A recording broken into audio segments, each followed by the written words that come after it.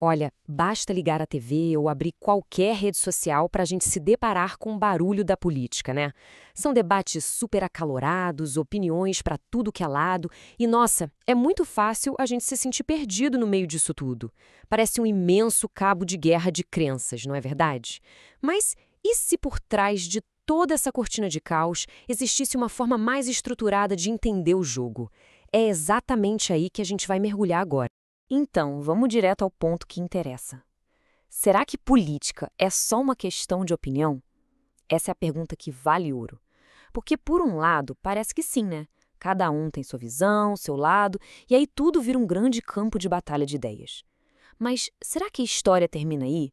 Ou será que existe um método por trás do que parece ser pura confusão? Para a gente começar a encontrar uma resposta, o primeiro passo é respirar fundo e dar um passo para trás.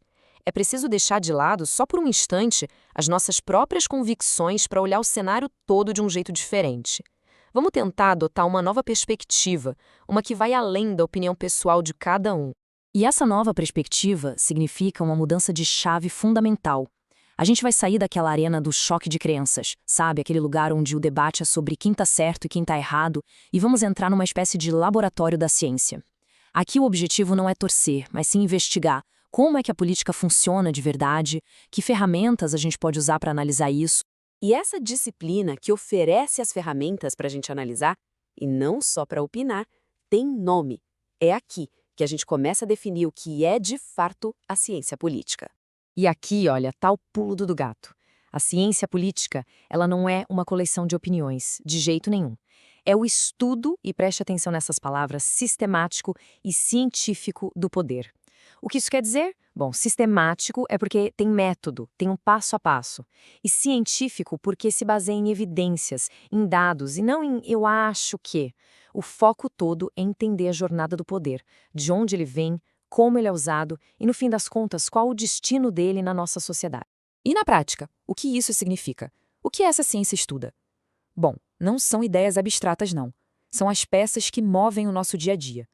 Pensa no Estado, no governo, nas instituições como o Congresso, o Judiciário. A ciência política olha para como tudo isso funciona, analisa as eleições, os partidos, o impacto que uma lei nova vai ter na vida das pessoas. Ela investiga até por que a gente vota de um jeito ou de outro. Certo, já entendemos o campo de jogo, mas afinal, o que os cientistas políticos fazem no dia a dia? Quando eles olham para o mundo, o que exatamente eles estão observando? Qual é o objeto de estudo deles? E essa frase aqui, ela resume a grande virada de chave. A ciência política não está nem aí para a opinião sobre um político, mas sim para os fenômenos que a gente pode observar.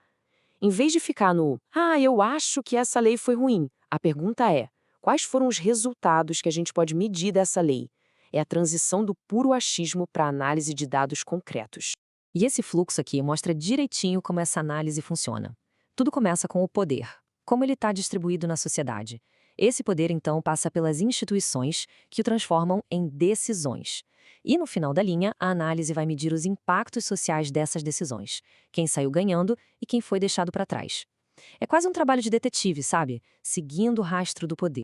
E com essa abordagem, a ciência política consegue fazer perguntas gigantescas, fundamentais mesmo, como essas que estou aqui.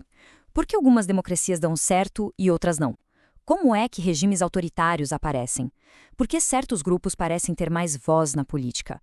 As respostas para isso não vêm da opinião, mas sim de pesquisa rigorosa, de comparação entre países, análise de dados históricos, um estudo muito a fundo. Mas é claro que a ciência política não está sozinha nessa investigação da sociedade. Existem outras lentes, outras formas de olhar para os mesmos fenômenos. Então, como é que ela se compara com outras áreas tão importantes quanto? Como a sociologia e a filosofia, por exemplo. Vamos dar uma olhada.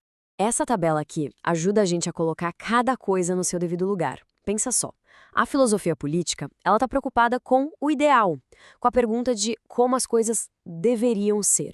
O que seria um governo justo, sabe? Já a sociologia, ela olha para o todo, para as relações sociais, e se pergunta como a sociedade se organiza. Agora, a ciência política, como a gente está vendo, ela é mais mão na massa. A pergunta dela é bem direta, bem pragmática. Como a política funciona na prática, no mundo real. O foco dela é total na mecânica, nas engrenagens do poder. No fim das contas, todas essas lentes são super valiosas e, na verdade, muitas vezes elas se completam.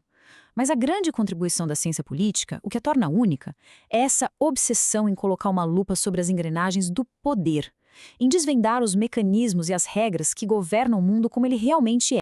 E assim, depois de definir o que é, o que estuda e como se diferencia das outras áreas, a gente chega na nossa conclusão. Vamos amarrar todas essas pontas e entender por que enxergar a política como a ciência do poder muda completamente o jogo.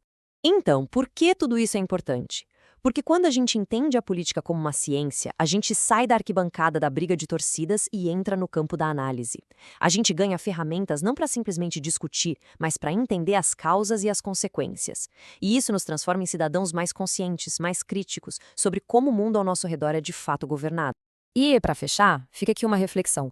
Se o poder, essa força que parece tão caótica, tão passional, pode ser dissecado e compreendido com um método científico, imagina só as verdades profundas e às vezes até desconfortáveis que essa análise pode revelar sobre quem nós somos e sobre como a gente vive em sociedade.